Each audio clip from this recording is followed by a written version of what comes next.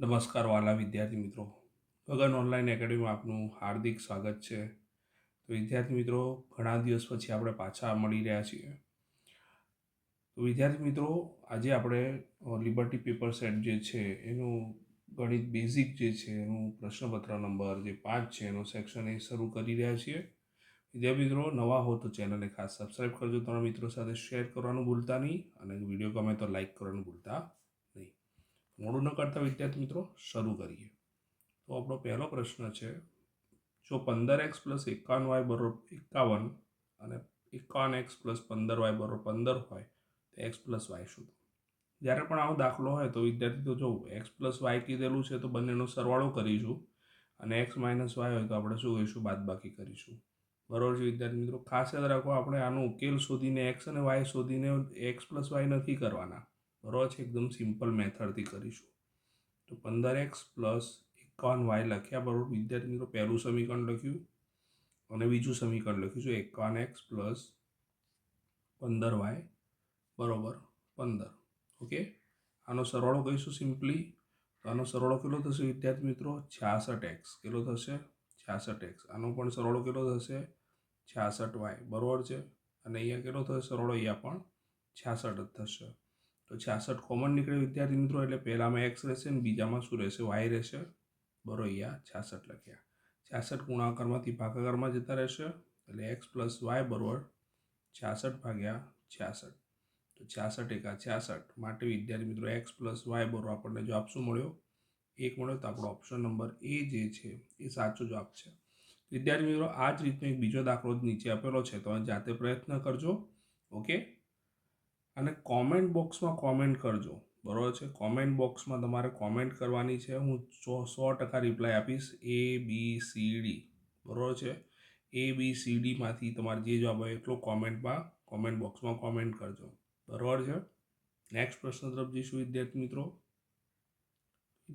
બીજો પ્રશ્ન છે, જો ખાલી જગ્યા તો દ્વિઘાત સમીકરણ ax² + bx + c = 0 અને a ≠ 0 ના બે ભિન્ન અને વાસ્તવિક હોય.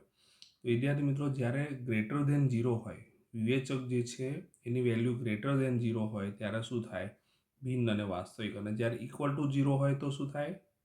વાસ્તવિક તો મળે પણ કેવા મળે? સમાન મળે. અને લેસ ધેન 0 હોય ત્યારે બીજ જે છે એ વાસ્તવિક મળતા નથી, એટલે વાસ્તવિક બીજ અસ્તિત્વ ધરાવતા નથી.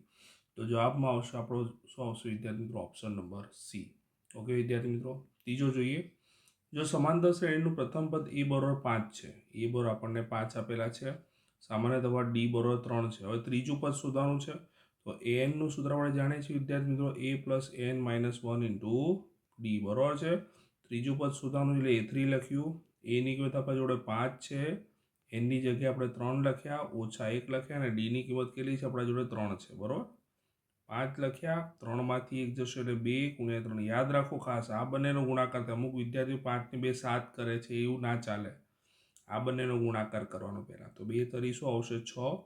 તો 5 + 6 અને 5 ને 6 શું થયા વિદ્યાર્થી મિત્રો? 11. આપણો ઓપ્શન નંબર જે સી છે આપણો કરેક્ટ જવાબ થયો. એટલે જવાબ શું થશે? Option number C. ઓકે વિદ્યાર્થી મિત્રો, નેક્સ્ટ પ્રશ્ન તરફ જઈશું. વિદ્યાર્થી મિત્રો, પછીનો પ્રશ્ન છે, બિંદુઓ a0, 6 અને 0, -2 વચ્ચેનું અંતર શોધવાનું છે. તો વિદ્યાર્થી મિત્રો, આપણે જાણીએ છીએ x1 y1 અને આ કહેવા હશે x2 y2. બરાબર છે? આપણે અંતર શોધવાનું સૂત્ર આપણે જાણીએ છીએ, AB = વર્ગમૂળમાં x1 - x2² અને y1 - y2². બરાબર છે વિદ્યાર્થી મિત્રો? હવે આની અંદર x1 ની કિંમત આપણે 0 મૂકીશું, x2 ની પણ 0 જ મૂકીએ એટલે 0 - 0 નો 0 જ થઈ જવાનો. બરાબર છે? વત્તા y1 ની કિંમત 6 છે, ઓછા બે વખત આવ્યા. જો નિયમના ઓછા અને -2 હતા એટલે પ્લસ કહી નાખે, માઇનસ પ્લસ. 6 + 2 નો વર્ગ. 6 ને 2 8 થશે, એટલે 8 નો વર્ગ અને એનું વર્ગમૂળ. વર્ગ અને વર્ગમૂળ ઉડી જશે એટલે 8 આવશે. AB બરાબર શું આવશે વિદ્યાર્થી મિત્રો? અંતર 8 આવશે.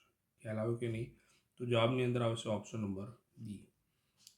પાંચમા દાખલા માટે કોષ્ટક વાળું જરૂરી છે વિદ્યાર્થી મિત્રો. tan 30 ની કિંમત 1/√3 છે.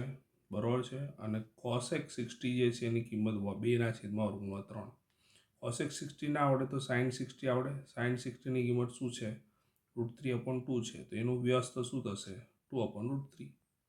2 એકા 2 થશે. √3 ગુણ્યા √3 3 થશે. એટલે ઓપ્શન નંબર કયો આવશે?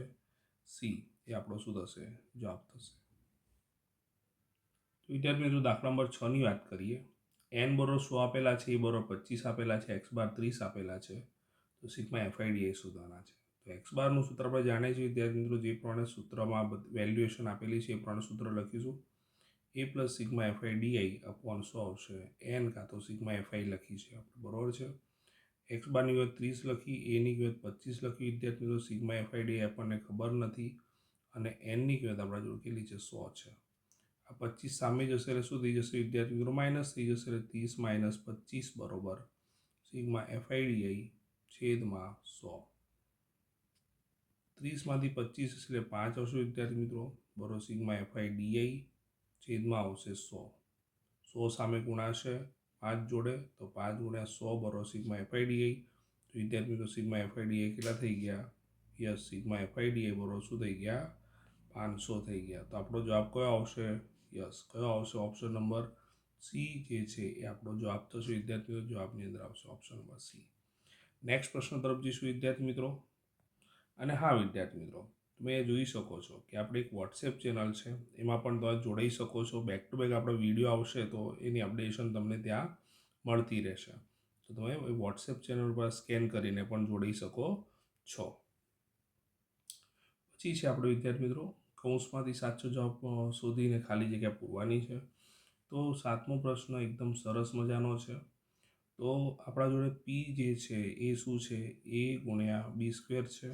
જ્યારે ક્યુ જે છે એ શું છે? a³ ગુણ્યા b છે. ઓકે વિદ્યાર્થી મિત્રો. તો લસા શોધવાનો. તો વિદ્યાર્થી મિત્રો લસા એટલે આપણે જાણીએ છીએ, લસા એટલે શું? બંનેમાં સરખું હોય, ભિન્ન હોય, બધું લઈ લેવાનું. એટલે a ગુણ્યા b લખ્યા. અને મહત્તમ ઘાત લેવાનું. તો એની મહત્તમ ઘાત કઈ છે? 3 છે. અને બીની મહત્તમ ઘાત 2 છે. અને ભેગો કરી એટલે એની 3 ઘાત અને બીની 2 ઘાત. આપણો જવાબ થઈ જશે વિદ્યાર્થી મિત્રો. આપણો જવાબ કયો આવશે? ત્રીજો. એટલે a³ b². બરોબર છે. નેક્સ્ટ દાખલા તરફ જઈશું વિદ્યાર્થી મિત્રો. ત્યારબાદ 8મો પ્રશ્ન છે, નીચેના આલેખ y બરોબર p(x) માટે શૂન્યની સંખ્યા શોધવાની છે. તો આપણો આલેખ વિદ્યાર્થી મિત્રો x અક્ષને કેટલા બિંદુમાં છેદી રહ્યો છે? જુઓ, યસ, 2 બિંદુમાં છેદી રહ્યો છે. એટલે જવાબ શું આવશે? 2 આવશે. ચોક્કસ ઘટનાની સંભાવના વિદ્યાર્થીઓ, ચોક્કસ ઘટનાની સંભાવના 1 આવે અને અશક્ય ઘટનાની સંભાવના શું થાય? અશક્ય ઘટના કીધું હતું તો સંભાવના શું થઈ જાય? 0 થઈ જાય. બરોબર છે. ઓકે. 10મો કહીએ, 9માનું પતી ગયું. 10માની વાત કરીએ. tan² θ - x² બરોબર ખાલી જગ્યા. વિદ્યાર્થી મિત્રો આપણું નિત્યસમ ખરેખરમાં sec² θ - tan² θ છે, એના બરોબર 1 છે. તો સ્વાભાવિક છે આ ઊંધું છે, અને ઊંધું જ્યારે આવે ત્યારે શું થશે? -1. અથવા તો આને ઊંધું કરવાનો પ્રયત્ન કરીએ તો માઇનસ કોમન નીકળી જાય. તો sec² θ ની જગ્યાએ શું થઈ જશે? tan² θ - sec² θ થઈ ગયા, બરોબર 1. આ માઇનસ આને આપી દઈએ તો શું થઈ જશે આપણા જોડે જવાબ? tan² θ - sec² θ બરોબર -1 થઈ જાય. બરોબર છે વિદ્યાર્થી મિત્રો, ખ્યાલ આવી ગયો. નેક્સ્ટ પ્રશ્ન તરફ જઈશું વિદ્યાર્થી મિત્રો. તો વિદ્યાર્થી મિત્રો 11મો પ્રશ્ન છે, વર્તુળનો સ્પર્શક વર્તુળને ખાલી જગ્યા બિંદુમાં છેદે તો વર્તુળ દોર્યું. વિદ્યાર્થી મિત્રો વર્તુળ દોર્યું, આ બરોબર છે. એનો સ્પર્શક હંમેશા વર્તુળને કેટલા બિંદુમાં છેદે? માત્ર ને માત્ર એક જ બિંદુમાં સ્પર્શે છે. બરોબર છે. એટલે જવાબમાં શું આવશે? 1 આવે. મોસ્ટ ટાઈમ પ્રશ્ન છે વિદ્યાર્થી મિત્રો, ખાસ ધ્યાન રાખજો. આ 12મો પ્રશ્ન કઈ વિદ્યાર્થી મિત્રો, કોઈ ગોલંદાજે એક દિવસે ક્રિકેટ મેચની શ્રેણીમાં લીધેલ વિકેટની સંખ્યા આ પ્રમાણે છે. બરોબર. તો બહુલક આપણે શોધવાનું. તો સૌથી વધુ વખત કોણ આવે છે જોઈએ આપણે. તો 4 કેટલી વખત આવે છે? 2 વાર. 4 2 વાર આવ્યા. 5 કેટલી વખત આવ્યા? 1 2 2 વાર આવ્યા. 5 પણ 2 વાર આવ્યા. 6 એક જ વાર છે. બરોબર છે. 3 કેટલી વાર છે? 1 2 અને 3 વાર. 3 3 વાર આવ્યા. બરોબર છે. 2 એક જ વાર છે. બરોબર છે. 0 પણ એક જ વાર છે. તો રહી શું ગયું? તો સૌથી વધુ વખત કોણ આવ્યું વિદ્યાર્થી મિત્રો? 3. તો જવાબની અંદર શું આવશે? બહુલક થશે 3. તો સૌથી વધુ વખત જે સંખ્યા આવે આપણા માટે શું કહેવાય? બહુલક કહેવાય. ઓકે. નેક્સ્ટ પ્રશ્ન તરફ જઈશું વિદ્યાર્થી મિત્રો. તો વિદ્યાર્થી મિત્રો પછીનો પ્રશ્ન છે, ખરા છે કે ખોટા? 13મો, 17 અને 23નો ગુસા 1 છે. તો વિદ્યાર્થી મિત્રો 17 અવિભાજ્ય સંખ્યા છે, 23 પણ અવિભાજ્ય સંખ્યા છે. બે વિભાજ્ય સંખ્યાઓનો ગુસા હંમેશા શું થાય? એક જ થાય, માટે વિધાન તદ્દન શું છે? સાચું છે. બરાબર વિદ્યાર્થી મિત્રો. નેક્સ્ટ, પી ઓફ એક્સ બરોબર જો x square minus 7x plus 10ના શૂન્યની સંખ્યા શું છે? 3 છે. તો વિદ્યાર્થી બે ઘાત છે, મહત્તમ બે ઘાત હોય તો મહત્તમ બે જ શૂન્ય મળે, 3 શૂન્ય કદી મળે નહીં. એમાં ગણતરી કરવાની જરૂર જ નથી, 3 શૂન્ય કદી ના મળે. એ આપણને બે શૂન્ય મળે, માટે વિધાન શું છે? તદ્દન ખોટું. ખરેખરમાં કેટલા શૂન્ય મળે? બે જ શૂન્ય મળી શકે. બરોબર છે. નેક્સ્ટ પ્રશ્ન તરફ જઈશું વિદ્યાર્થી મિત્રો. ત્યારબાદનો 15મો પ્રશ્ન છે વિદ્યાર્થી મિત્રો, આપેલ સમીકરણ યુગ્મને માત્ર બે જ ઉકેલ મળે, ચેક કરીએ. તો A1 તરીકે 3 છે, બરાબર છે. A1 તરીકે 3 અને A2 તરીકે 6 છે, એટલે 3/6 એટલે 1/2 મળ્યું વિદ્યાર્થી મિત્રો. બરાબર છે. B1 તરીકે 6, B1 તરીકે 2 છે અને B2 તરીકે 4 છે, એટલે 2 અને 4, તો 2 દુ 4 થઈ ગયા વિદ્યાર્થી મિત્રો, એટલે 1/2 આ તો લોચો થઈ ગયો. A1/A2 અને B1/B2 સરખા થઈ ગયા. જો બે ઉકેલ મળે માટે બે ઉકેલ તો કદી મળે જ નહીં વિદ્યાર્થી મિત્રો, યાદ રાખો. એક જ ઉકેલ મળે, બરાબર છે. તો બે ઉકેલ એટલે એક ઉકેલ મળે કાં તો અનંત ઉકેલ મળે, બે ઉકેલ તો કદી શક્ય જ નથી. અને A1/A2 B1/B2 તો થઈ ગયો. C1/C2 ચેક કરીએ. C1/C2 આ 10 સામે જશે એટલે -10 થઈ જવાનું, એટલે C2 -10 અને આ C1 શું થશે? 5 -5. તો -5 લખ્યા C1 અને -10 લખ્યા. તો 5 દુ 10 થઈ ગયા, એટલે 1/2 જવાબ આવ્યો, એટલે 3 સરખા થયા. 3 સરખા થયા તો અનંત ઉકેલ મળે. શું મળે?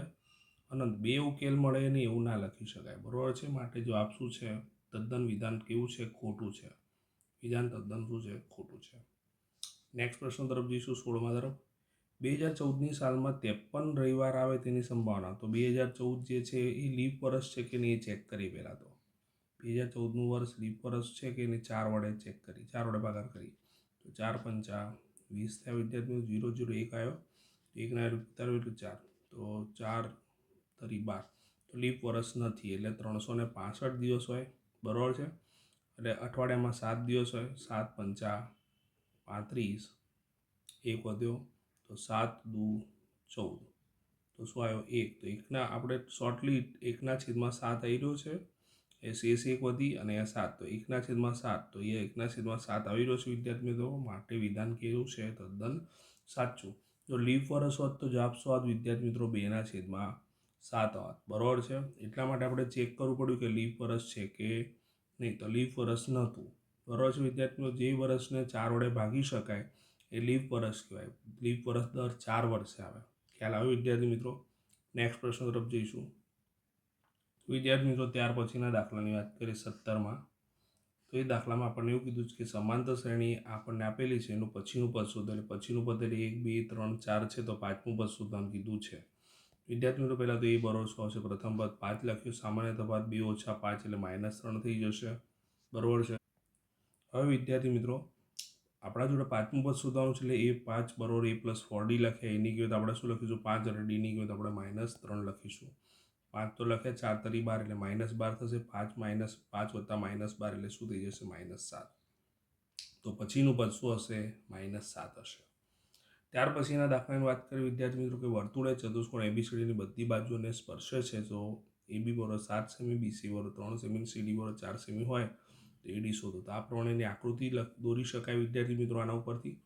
તો આપણે ભણ્યા છીએ એ પ્રમાણે સામસામેની બાજુનો સરવાળો કેવો થાય? સરખો થાય. મોસ્ટ IMP પ્રશ્ન છે, ખાસ ધ્યાન રાખજો વિદ્યાર્થી મિત્રો. તો સામસામેની બાજુનો સરવાળો સરખો થાય એટલે AB પ્લસ CD બરાબર AD પ્લસ BC થશે, બરાબર છે. આ લખ્યું. હવે આ બધાની કિંમતો લખી. ABની કિંમત 7 લખીશું, BCની કિંમત આપણે કેટલી લખીશું? 3 લખીશું. CDની કિંમત 4 લખીશું. AD આપણે શોધવાના છે. કિંમતો મૂકી દીધી વિદ્યાર્થી મિત્રો. 7 ને 4 11 થશે, 3 સામે જશે એટલે 11 - 3 થશે, બરાબર છે વિદ્યાર્થી મિત્રો. 11માંથી 3 જશે એટલે કેટલા આવશે? 8 સેમી થઈ જશે. તો one of the most IMP દાખલો છે, અને ખાસ તૈયાર કરી નાખજો વિદ્યાર્થી મિત્રો. નેક્સ્ટ પ્રશ્ન તરફ જઈશું વિદ્યાર્થી મિત્રો. તો વિદ્યાર્થી મિત્રો 19મો દાખલો છે. 1 થી 30 સુધીની સંખ્યાઓમાંથી પસંદ કરેલ સંખ્યા પૂર્ણાંક આવે તેની સંભાવના શોધો. 1 થી 30 સુધીની કુલ સંખ્યાઓ કેટલી થઈ વિદ્યાર્થી મિત્રો? 30. અને એની અંદર પૂર્ણાંક સંખ્યા તો 1 નો વર્ગ 1, 2 નો વર્ગ 4, 3 નો વર્ગ 9, 4 નો વર્ગ 16, 5 નો વર્ગ 25, બરાબર છે. આટલી સંખ્યાઓ થઈ.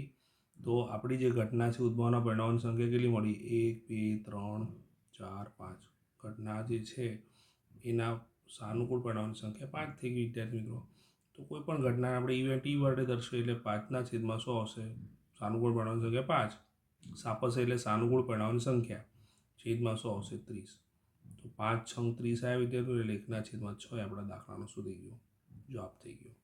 20મો પ્રશ્ન 30 થી 40ના વર્ગની મધ્ય કિંમત. તો મધ્ય કિંમત એટલે અધર સીમા વત્તા ઉધ્વ સીમા ભાગ્યા 2. આનો સરવાળો શું થશે વિદ્યાર્થીઓ? 70 થશે ભાગ્યા 2. 70 ને 2 વડે ભાગે એટલે શું થશે? 35 આવે. તમે જાતે કરજો વિદ્યાર્થી મિત્રો. 25 થી 45નો વર્ગ જે છે એની મધ્ય કિંમત આ રીતે શોધવાનો પ્રયત્ન કરજો. બરાબર, જાતે કરવાનો છે. ઓકે, ટ્રાય કરજો એટલે તમને પ્રેક્ટિસ થઈ જાય. ઓકે વિદ્યાર્થી મિત્રો, તો જવાબની અંદર શું આવશે? 35 આવશે. નેક્સ્ટ પ્રશ્ન તરફ જઈશું વિદ્યાર્થી મિત્રો. વિદ્યાર્થી મિત્રો, ચેનલ ઉપર જો નવા હોય તો ચેનલને ખાસ સબસ્ક્રાઈબ કરી નાખજો. તમારા મિત્રો સાથે શેર પણ કરજો. અને વિદ્યાર્થી મિત્રો, વિડીયો ગમે તો લાઇક કરવાનું ભૂલતા નહીં. તમારા મિત્રો સાથે શેર કરીને લાઇક કરવાનું ભૂલતા નહીં. તો ગોળાની વક્રસપાટીનું ક્ષેત્રફળનું સૂત્ર વિદ્યાર્થી મિત્રો શું થશે? 4πr². તો ખાસ વિદ્યાર્થી મિત્રો સૂત્રો તૈયાર કરવાના છે તમારે. ઓકે, નળાકારનું ઘનફળ, તો નળાકારનું ઘનફળનું સૂત્ર શું થશે? πr²h. એટલે એ બરોબર શું થશે? πr²h. બરોબર વિદ્યાર્થી મિત્રો. નેક્સ્ટ પ્રશ્ન તરફ જઈશું. તો જોડકા જોડોમાં પ્રશ્ન છે લઘુચાપની લંબાઈ. તો લઘુચાપની લંબાઈ શું થાય વિદ્યાર્થી મિત્રો? πr θ/180 એટલે c આવશે. πr θ/180. અને વર્તુળનો પરિઘ જે છે એનું સૂત્ર πrd છે વિદ્યાર્થી મિત્રો. શું છે? πrd. તો ઓપ્શન નંબર એ આવશે. πd વિદ્યાર્થી મિત્રો, πd નો πrd. તો આશા રાખું છું વિદ્યાર્થી મિત્રો તમને ખ્યાલ આવી ગયો હશે. સરસ રીતે તમે સેક્શન એ સમજો. સેક્શન એની અંદર જ આપણે માર્ક કવર કરવાના છે. બીજા તો તમે દાખલા ગણીને તૈયાર કરી શકો છો, પણ સેક્શન એમાં જે વિચિત્ર દાખલા પૂછાય છે તમારે તૈયાર કરવાના છે. એટલા માટે જ હું પહેલાં સેક્શન એ બધા સોલ્વ કરી રહ્યો છું કે જેથી તમે પરીક્ષામાં તમારા માર્ક જાય. નહીં તો સરસ રીતે વિદ્યાર્થી મિત્રો પ્રિપેરેશન કરો. બરાબર છે. ચેનલ ઉપર નવા હોય તો ચેનલને ખાસ સબસ્ક્રાઈબ કરી નાખજો. તમારા મિત્રો સાથે શેર કરજો અને જો વિડીયો ગમે તો લાઇક કરવાનું ભૂલતા નહીં. ત્યાં સુધી બધાને પરીક્ષાની ખૂબ ખૂબ શુભકામનાઓ. All the best. Best of luck. Bye bye.